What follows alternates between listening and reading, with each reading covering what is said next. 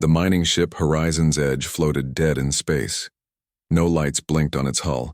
No engines hummed with power. The massive vessel drifted slowly through the asteroid field like a ghost ship from old Earth stories. Captain Jake Morrison's head hung forward in his command chair. Blood dripped from a cut above his left eye. His uniform was torn and dirty. Around him, the bridge was a mess of broken glass, sparking wires, and twisted metal. The main screen flickered between static and darkness. 6 hours ago, everything had been normal. The crew of 43 had been mining asteroids in the Kepler 442 system. It was routine work, boring work. They found valuable metals in the rocks and loaded them into the ship's cargo hold. Nothing exciting ever happened on mining runs. Then they found the strange ship. It looked dead at first. The alien vessel was dark and quiet, floating near a large asteroid. The crew thought it was an old wreck. Maybe they could salvage something valuable from it. Captain Morrison ordered his team to bring it closer with their tractor beam. That was their first mistake. The moment the tractor beam touched the alien ship, everything changed. The dark vessel suddenly came alive. Parts of its hull moved like living skin. Long metal arms reached out from its sides, and then the screaming started. Communications officer Lisa Warren crawled across the bridge floor. Her left leg was broken. Every movement sent sharp pain through her body, but she had to reach the emergency beacon. She had to send a message for help. The things that came out of the alien ship were not like anything in the ship's computer files. They looked part machine and part animal. Their bodies were made of black metal that seemed to flow like liquid. They had too many arms and legs. Their faces had no eyes, just holes where mouths should be. They moved through the ship's halls like hunters. They killed anyone they found. But killing was not enough for them. They also ate the metal walls. They consumed the ship's computers. They devoured everything they touched. Engineer Paul Martinez hid in a maintenance tunnel on the lower deck. He listened to the screams of his friends and co-workers echo through the ship. The sounds got quieter as the hours passed, not because the creatures stopped hunting, but because there were fewer people left to scream. Lisa reached the communications panel. Her hand shook as she tried to activate the emergency beacon. The controls were damaged. Sparks flew when she touched the wrong wire, but she kept trying. Someone had to know what happened here. The creatures were smart. They cut the ship's main power first. Then they destroyed the engines. They made sure the Horizon's Edge could not run away. They trapped everyone inside like animals in a cage. Jake Morrison opened his eyes. His head felt like someone had hit it with a hammer. The bridge was quiet now. Too quiet. He tried to stand but fell back into his chair. His left arm was not working right. "Lisa," he called out in a weak voice. "Lisa, are you there?" "Here, Captain," she answered from across the bridge. "I'm trying to send a distress signal." "How? Many are left?" Lisa's fingers worked on the damaged controls. "I count 7 life signs on the ship's internal sensors, maybe 8. The sensors are not working well. The creatures? Still here, still hunting. But they seem to be moving slower now. Maybe they are full." Paul Martinez pressed his face against a small window in the maintenance tunnel. He could see one of the creatures in the hallway below. It was different now, bigger. The black metal of its body had silver streaks running through it. It had grown by eating the ship's metal walls. These things did not just kill, they consumed everything. They ate the people, the ship, even the air recycling systems. They were like a disease that turned everything into more of themselves. Lisa finally got the beacon working. The small device hummed to life. Its red light blinked in the darkness of the bridge. She typed a simple message with her broken fingers. "This is mining vessel Horizon's Edge. We are under attack by unknown hostiles. Crew casualties are severe. We need immediate assistance. Coordinates follow." The message shot out into space at the speed of light. It would take hours to reach the nearest space station, days to reach the core worlds of the galaxy. But it was their only hope. What none of them knew was that their attackers had a name. The galaxy called them devourers. For 3 years, they had been moving from system to system. They ate everything in their path. Ships, space stations, even entire planets. The Galactic Council tried to stop them. They sent their best warships. They used their most powerful weapons. Nothing worked. The Devourers just got stronger with each victory. They consumed the ships sent to fight them and added their metal to their own bodies. 12 star systems had gone dark. Billions of people were dead. The Council was running out of ideas and running out of time. The distress signal from the horizons edge traveled through space. It passed by empty systems where planets once lived. It moved through sectors that ships no longer dared to enter. Finally, after 18 hours, it reached a small blue planet on the edge of an unremarkable solar system, Earth. Humans had only recently learned to travel faster than light. They watched the galaxy from far away but did not join its politics. They had no treaties with alien races, no obligations to help strangers. Most aliens did not even know humans existed, but humans had something the galaxy had forgotten. When someone called for help, humans answered. It did not matter if the caller was a friend or a stranger. It did not matter if helping was dangerous or stupid. Humans helped because that was what humans did. On the horizon's edge, Lisa Warren finished sending the distress call. She did not know if anyone would receive it. She did not know if anyone would come, but she had done everything she could. Jake Morrison looked at his broken ship and his dying crew. 7 people left out of 43. The creatures were still out there, still hunting, still eating his ship piece by piece. "Captain," Lisa said quietly, "do you think help will come?" Jake closed his eyes and listened to the sound of metal being consumed somewhere deep in the ship. "I don't know, Lisa, I just don't know." Admiral Kate Sullivan stood in the command center deep under the Rocky Mountains. The room was full of screens showing maps of space. Officers sat at control panels, watching for signals from distant stars. This was the heart of Earth's defense system. The distress signal from the horizon's edge had reached Earth 18 hours ago. Kate's team had been working all night to understand what it meant. What they found made everyone in the room very quiet and very scared. Lieutenant Commander Ryan Brooks walked up to Kate's desk. His face was pale. He carried a data pad with information about the attack. "Ma'am, we have decoded more of the alien ship's computer files. The attackers call themselves Devourers. They have destroyed 12 complete star systems in 3 years." Kate took the data pad and read the report. Each page made the situation look worse. The Galactic Council had sent over 200 warships to fight these creatures. Not one ship had returned home. Not one crew member had survived. "What do we have that could reach that system?" Kate asked. "The UES Defiance is closest, ma'am. Captain Steve Harrison is in command. They are doing a survey mission about 14 light years away. They could get there in 6 hours if they leave now." Dr. Helen Carter, the team's expert on alien life, cleared her throat.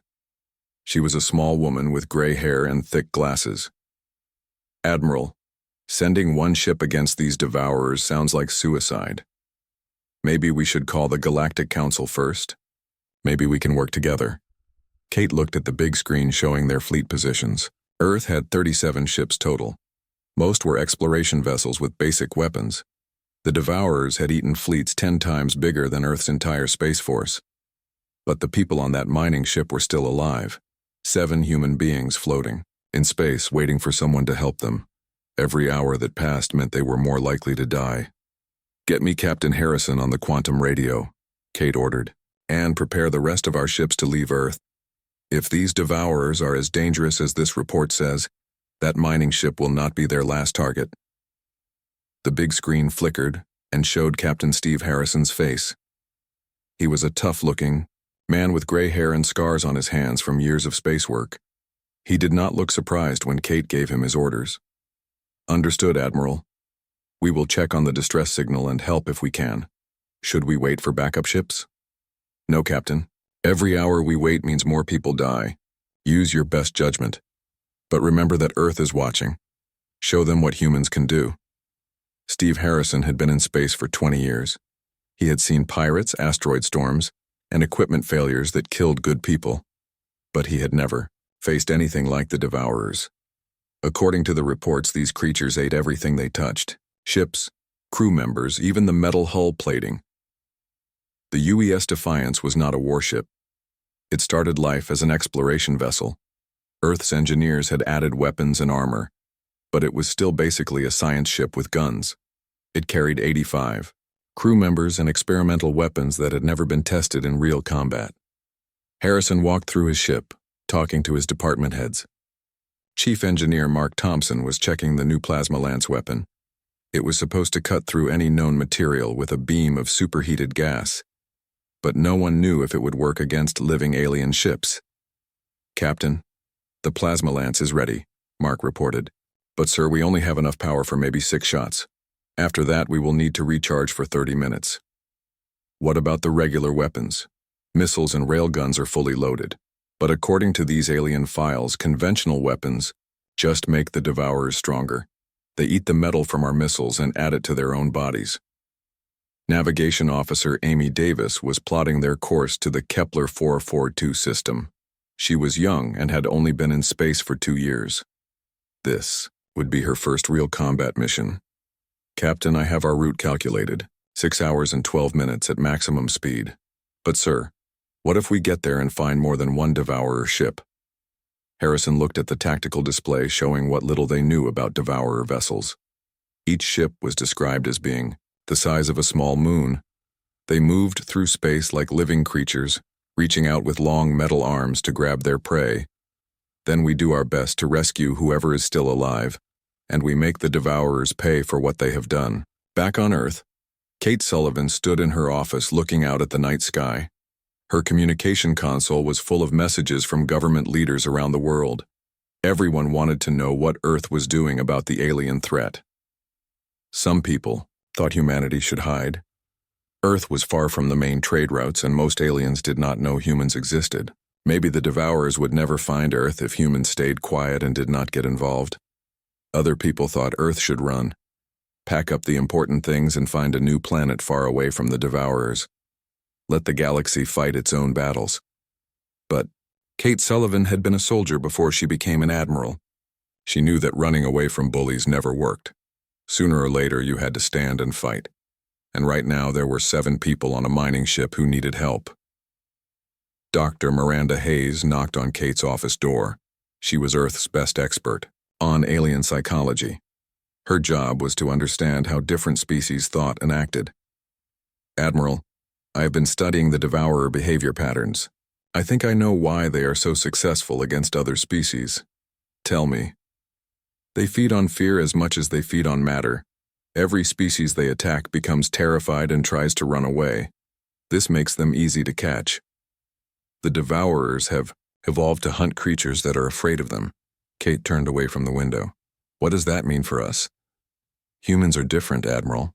When we are scared, we do not usually run away. We get angry. We fight back. This might confuse the Devourers.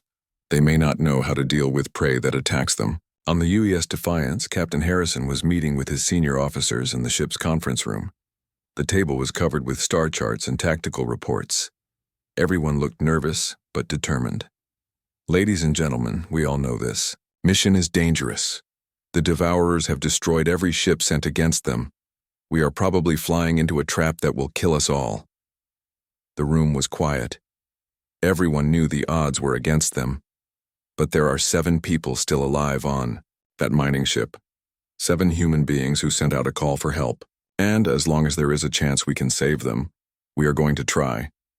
Communications Officer Tony Baker raised his hand. "Captain, what if we cannot win? What if the Devourers are too strong for us?" Harrison looked around the table at his crew. These were good people. Scientists and engineers and explorers who had signed up to study distant stars, not fight alien monsters. But they were also human beings who could not ignore a cry for help. Then we make sure our sacrifice means something. We send everything we learn back to Earth. We give our people the information they need to protect themselves. And we show the galaxy that humans do not abandon each other. The meeting ended and the crew went back to their stations. The Defiance accelerated toward the Kepler 442 system at maximum speed. In 6 hours, they would either rescue the survivors of the Horizon's Edge or join them in death. Behind them, the rest of Earth's fleet was preparing to follow. 36 more ships getting ready to fight an enemy that had never been defeated. It was probably hopeless, it was certainly dangerous, but it was also very human. The UES Defiance dropped out of hyperspace at the edge of the Kepler 442 system. Captain Steve Harrison stood on his bridge, looking at the main screen. What he saw made his blood run cold. The Horizon's Edge was still there, still broadcasting its distress signal. But the mining ship looked dead.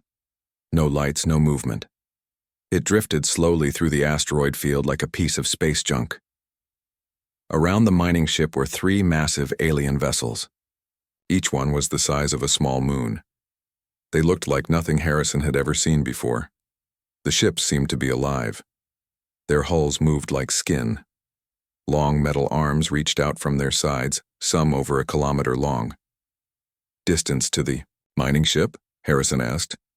12 million kilometers and closing, sir, replied Navigation Officer Amy Davis. Her voice was steady, but Harrison could see her hands shaking. Sensor operator Lisa Park was studying her instruments. Captain, I am detecting life signs on the mining ship.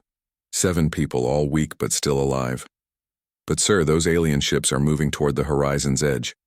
I think they are getting ready to finish it off.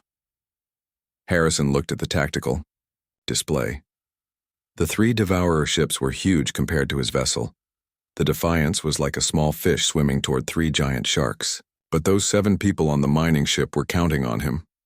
Chief Thompson, how is our plasma lance? Chief Engineer Mark Thompson checked his readouts. Fully charged and ready, Captain. But remember, we only get 6 shots before we need to recharge. All hands, battle stations, Harrison announced over the ship's communication system. This is not a drill. Prepare for combat.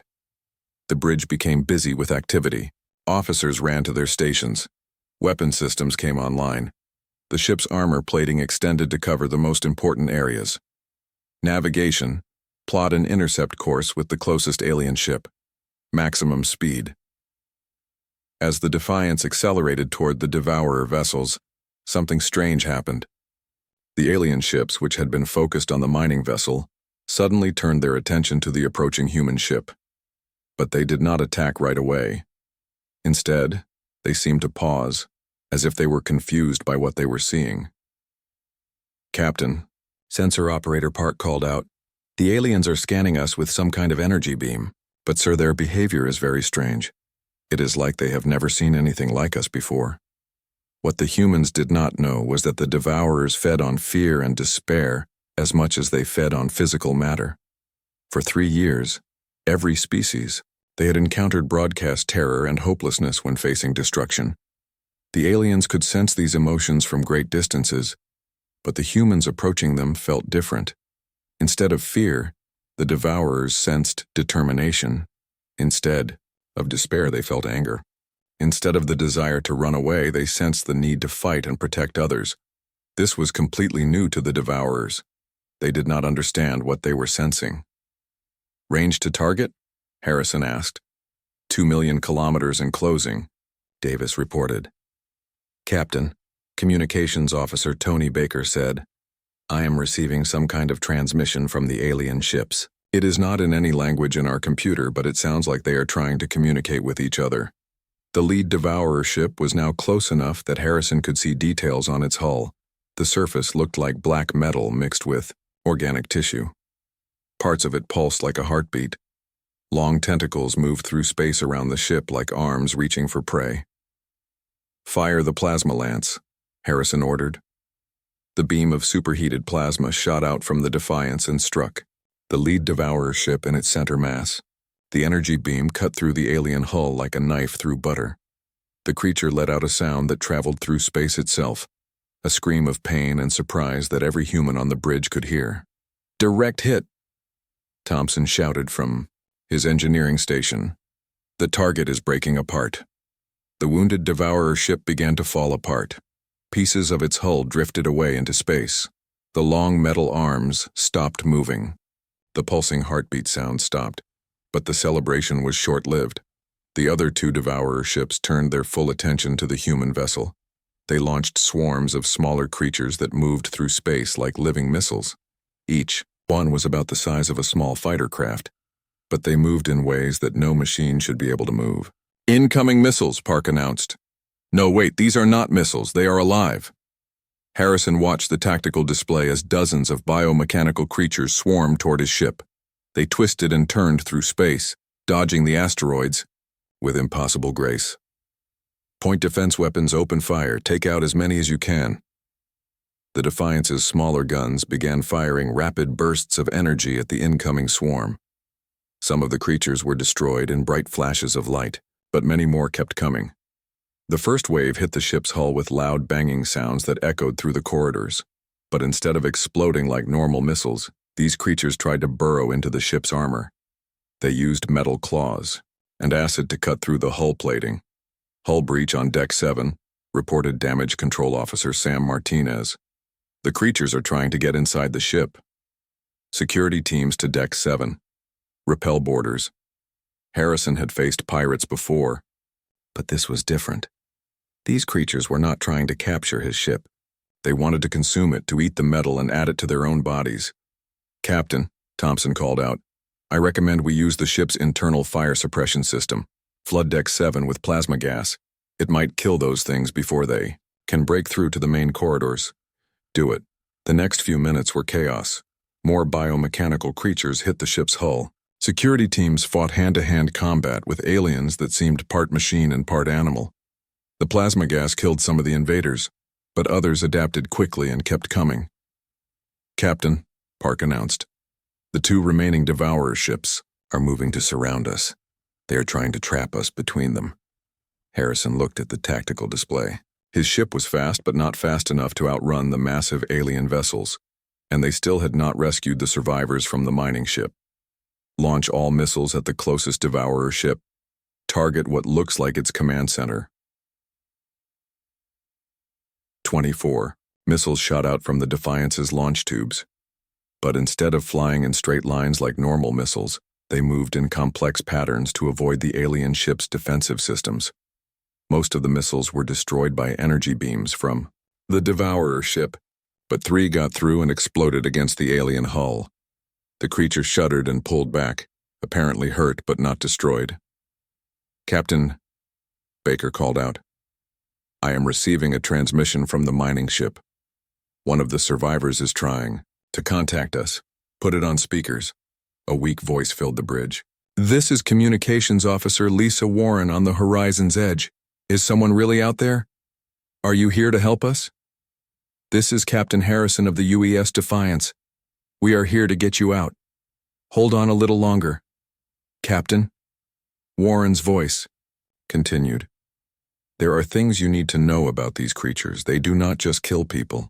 They consume everything, metal, electronics, even the air. And they learn from everything they eat. They are getting smarter." Harrison processed this information quickly. If the devourers learned from what they consumed, then every ship they destroyed made them more dangerous. "How many survivors?" 7 of us left. We are hiding in the lower cargo bay. But Captain, these things can sense fear. The more afraid you are, the easier it is for them to find you." That explained why the devourers had seemed confused by the human ship. Humans felt fear, but they also felt anger and determination. The aliens did not know how to handle prey that fought back. "Warren, we are going to get you out of there. But first we have to deal with your uninvited guests." The second devourer ship was now close enough to attack with its main weapons. Beams of energy shot out from openings in its hull. The Defiance's pilot threw the ship into a spinning dive to avoid the attack, but one beam grazed their port side. "Damage. Report," Harrison called out. "Port engine is offline," Thompson reported. "We have lost 30% of our speed." Harrison looked at the tactical situation. His ship was damaged and outnumbered. The creatures were learning his tactics with each attack. By all logic, he should retreat and call for backup. But 7. People were counting on him. 7 human beings who had sent out a distress call and were waiting for someone to answer. "All remaining power to weapons," he ordered. "We end this now." The battle that followed would be talked about across the galaxy for years to come. Captain Harrison did something that no other species had ever tried against the Devourers. He started using the asteroids around them as weapons. Navigation. "Take us into the thickest part of the asteroid field," Harrison ordered. "Use the rocks as cover." Amy Davis looked at him with wide eyes. "Sir, flying through an asteroid field at this speed is extremely dangerous. One collision could destroy us. The Devourers are bigger than us. The asteroids will slow them down more than they slow us down." "Do it." The Defiance dove into the field of floating rocks. The ship twisted and turned between asteroids the size of buildings. Behind them, the two massive Devourer ships followed, but they moved more slowly. Their huge size made it hard for them to navigate between the rocks. "Captain," Chief Engineer Mark Thompson called out, "I have an idea. What if we use our tractor beam to grab some of these asteroids and throw them at the alien ships? Can we do that without damaging our own systems? It will strain the tractor beam, but yes, we can turn asteroids into missiles." Harrison smiled, for the first time since the battle started. "Do it." The Defiance grabbed a small asteroid with its tractor beam and hurled it at the closest Devourer ship. The rock hit the alien vessel's hull and broke apart, but it also damaged some of the creature's metal tentacles. More importantly, it confused the Devourers even more. No other species had ever used their environment as a weapon like this. Most aliens tried to flee to open space where they could use their superior speed and weapons. Humans were fighting in the most dangerous place possible and using that danger against their enemies. "Captain," Communications Officer Tony Baker said, "I am picking up transmissions between the Devourer ships. They sound confused, angry. I think we are doing something they do not understand." The second Devourer ship tried to follow the Defiance deeper into the asteroid field, but one of its long metal arms got caught between two large rocks. The creature pulled and twisted, trying to free itself, but only made things worse. "Target that trapped ship with everything we have," Harrison ordered. The Defiance fired its remaining plasma lance shots at the stuck Devourer. The beams cut deep into the creature's hull. It screamed in pain, the sound traveling through space itself, but it was still alive and still dangerous.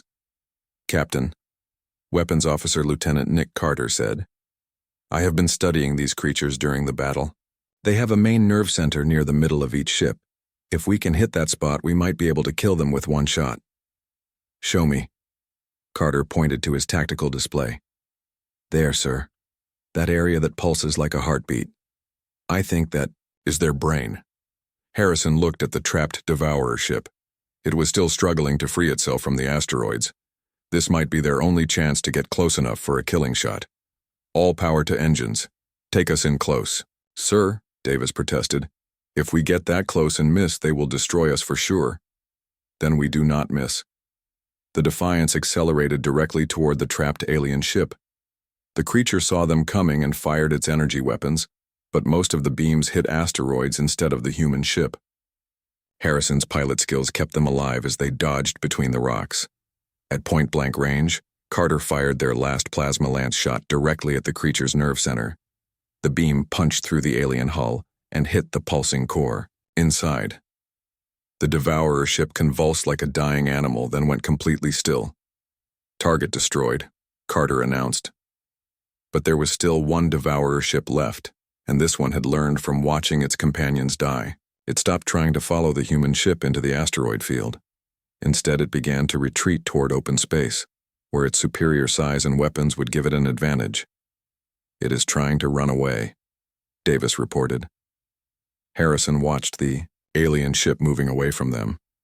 If it escaped, it might warn other Devourers about human tactics. It might bring back a larger fleet to destroy Earth. "Follow that ship. We cannot let it get away." "Sir, if we leave the asteroid field, we lose our tactical advantage." "I know, but we have to stop it." The chase lasted for 3 hours. The Devourer ship was faster in open space, but it was also damaged from the earlier fighting. The Defiance stayed just close enough to keep the alien vessel in sight while Baker tried to figure out its destination. "Captain," Baker announced, "the alien ship is sending out some kind of signal, a long-range transmission to somewhere outside this star system." Can you block it? I can try, but sir, I think it is too late. The message has already been sent. Harrison felt a cold fear in his stomach. If the Devourer had called for help, more alien ships would be coming. The Defiance might have won this battle, but the war was far from over. Then something unexpected happened. The fleeing Devourer ship began to slow down. Its erratic flight pattern changed. Instead of running away as fast as possible, it seemed to be waiting for something. Captain, Park called out from her sensor station, the alien ship has stopped accelerating. It is just drifting now. Is it damaged? Maybe its engines failed. No, sir. The engines are still working, but it is not using them. Baker worked frantically at his communication console. Sir, I am receiving a transmission from the alien ship. It is trying to talk to us. Put it on speakers. The voice that came through the speakers was unlike anything any human had ever heard. It sounded like metal grinding against metal, mixed, with electronic static and something that might have been breathing. We understand now, the voice said in broken English. You are different from others. We have consumed many worlds, many species. All fear us. All become food for us. But you do not fear in the same way. You fight with, what is the word, joy. We do not understand this. Harrison looked around his bridge at his crew. They were tired, scared, and hurt.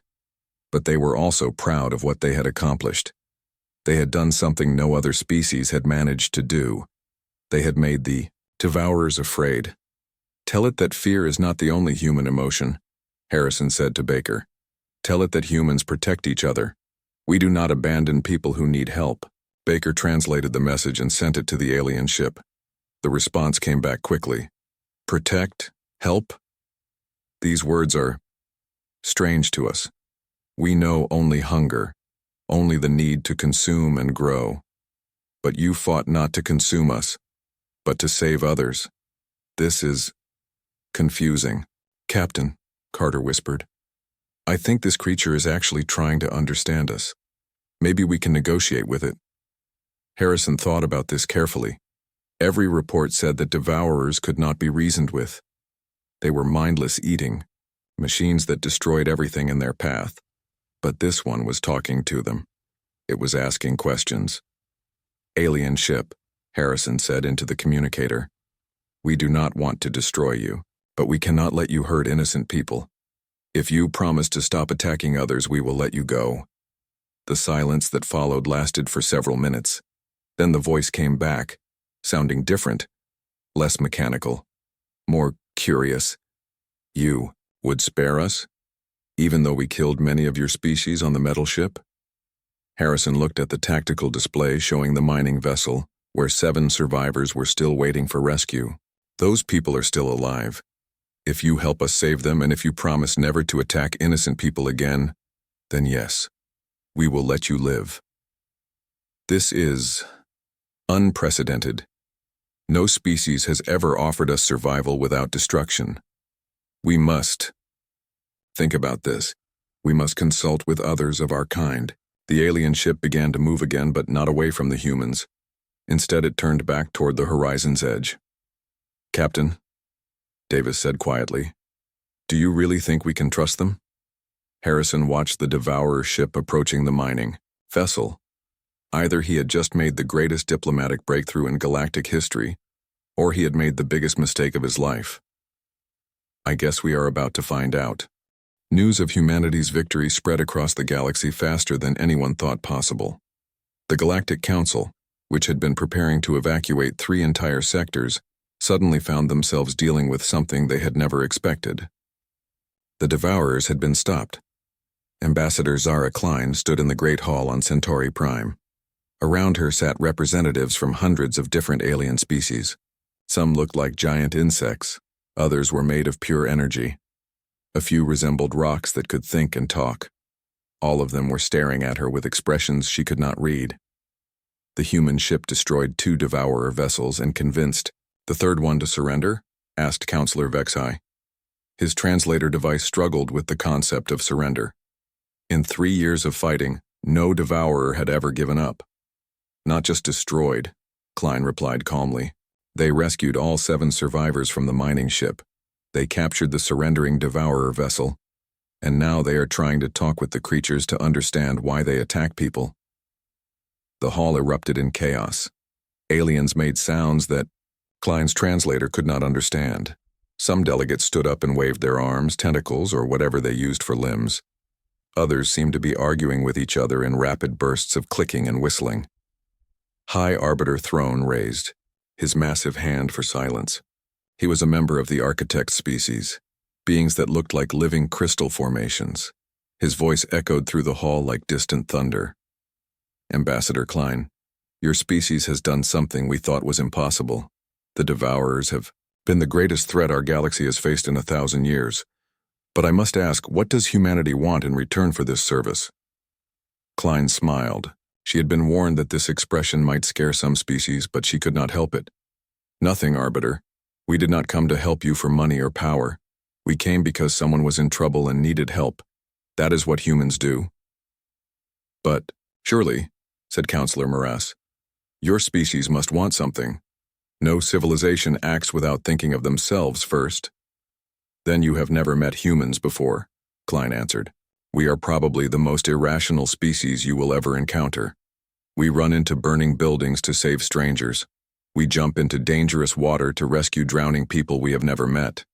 We fight wars to protect people who cannot protect themselves. And yes, sometimes we answer distress calls from mining ships even when it means facing enemies that have destroyed entire fleets. Dr. Miranda Hayes stepped forward. She was Earth's expert on how different species think and act. What you need to understand is that humans evolved as pack hunters. Our survival instinct is not just about keeping ourselves alive, it is about protecting our group. And from humanity's point of view, anyone who sends a distress call automatically becomes part of our group. The meaning of what she was saying slowly became clear to the assembled aliens. Humanity had not just defeated the Devourers. They had adopted the entire galaxy as something worth protecting. The question now, Klein continued, is what happens next. The Devourers have been trying to talk with us. Our language experts think they may not be evil by choice. They might be a species that has been trapped in a cycle of eating and growing because they do not know any other way to survive. We would like to work with the Council to find a solution that does not involve killing them all. As the council session ended, delegates from dozens of worlds rushed to contact their home governments. A new reality was setting in across the galaxy. The humans had arrived, and everything was about to change. On Earth, Admiral Kate Sullivan stood in her office, looking out at the stars.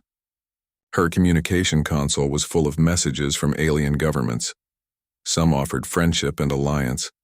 Others asked for protection from threats. A few demanded to know what humanity really wanted from the galaxy.